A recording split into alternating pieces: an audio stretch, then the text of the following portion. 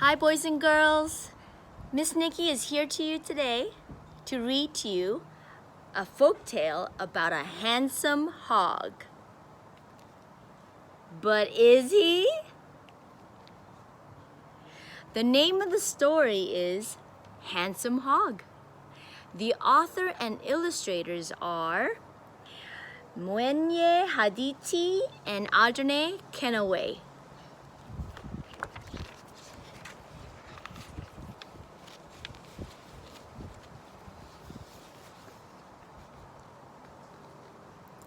On the great grassy African plain, where the candlestick cactus grew, lived Handsome Hog.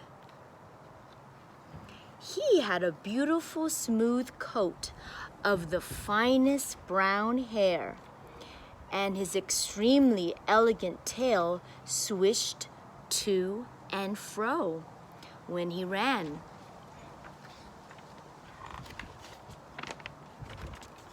One day, Prickly Porcupine, who was very prickly and not pretty at all, was digging a large hole to sleep in. She was thirsty after her hard work, so she went to the river for a drink. It just so happened that Handsome Hog was also looking for a large hole to live in.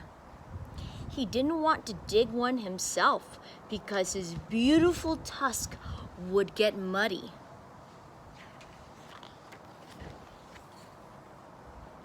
Handsome Hog found the empty hole by Porcupine, and Hog and Mrs. Hog and all the little baby hog moved in, just like that.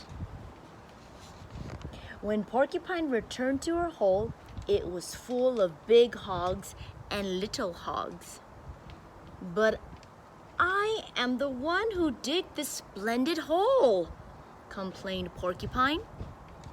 "Well, it's mine now, you ugly creature," said Hog rudely. "Go away!" Can you believe that, boys and girls? That evening, Handsome Hog and his family trotted off to the river. They greeted Columbus Monkey and Leopard and all the other beautiful animals as they gathered for a drink. But they didn't talk to the funny-looking animals, and they especially didn't talk to Porcupine. They're acting arrogant, aren't they? They think they're too good to talk to the other animals. Porcupine was tired. She had spent all afternoon in the hot sun trying to find another hole. When she saw the hogs at the river, she waddled down the tunnel into their hole, curled up in the dark, and went to sleep. Handsome Hog trotted back and forth by the water's edge, imagining what the other animals were saying. "There goes Handsome Hog. What fine-looking fur. What an elegant tail." Lion arrived to take a drink. His huge mane was all fluffed up by the wind. "Such untidy hair," murmured Hog, admiring his own smooth head. Lion growled and walked off. Oh, that did not make Lion happy, did it? He did not like it. He did growl. After Lion came Wild Dog, his coat as sludgy and muddy. "Such ugly clothes," murmured Hog, admiring his own fine coat. Wild Dog snarled and left. Oh no, he made another enemy. And even when beautiful Cheetah came down to drink, Hog stared at the dark black marks under her eyes and murmured, "Miserable-faced people should stay at home." Cheetah hissed and quickly walked away. Oh my goodness, Hog knew some manners. That's what Miss Nikki says. Handsome Hog was smiling happily at his reflection when he noticed that the other animals were looking at him. Lion was looking cross, Wild Dog was even more cross, and Cheetah was crosser still. They were all coming straight at him. "Uh-oh," said Handsome Hog. He turned and ran, and Lion and Cheetah and Wild Dog began to chase him. They chased him past the tall, twisted thorn trees.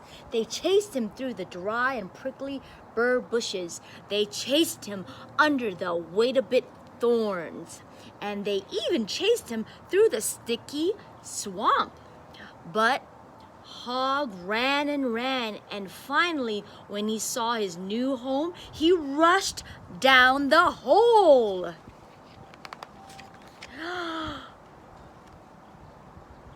Smack into Prickly's porcupine asleep on the floor. Ouch! Hog yelled as hundreds of prickles punctured him. He turned and ran out again. Ow! Ow! When Lion and Cheetah and Wild Dog saw Handsome Hog run out of the hole, they laughed so much they forgot to chase him anymore. His tail was sticking straight up in the air, stiff as a stick, and his face was all swollen and full of prickles. Hog went to the river to gaze at his reflection. But his tail was sticking straight up in the air, and his face had large, warty, bumpy lumps. "Warty Hog," the animals began to chant. And Warthog, he has been called ever since. And nowadays, Warthog is careful to choose an empty hole to live in. And once he has made a fine, wide tunnel, he always goes into it slowly and carefully. And backwards! Oh, I love these books. So, boys and girls, did you enjoy the story?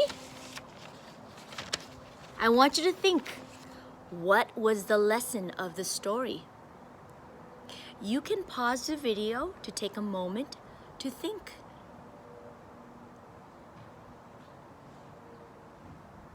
Now, I'm going to tell you the lesson of the story. Handsome Hog, here's the lesson. Think about how your action affects others and how they feel. Although it is important to know what you want and go for it, you should not take from others. Like with Handsome Hog, he wanted a home for himself and for his hog family, and he took over Porcupine's home. That was not okay. At the end, Handsome Hog returned to the hole that was Porcupine's and got hurt. Remember, his face ran right into Porcupine's prickles, and now he's called Warthog. So that is a folk tale that teaches you an important lesson. Remember, think about others and how your action affects others. All right, boys and girls, that's it for now. Until next time, goodbye.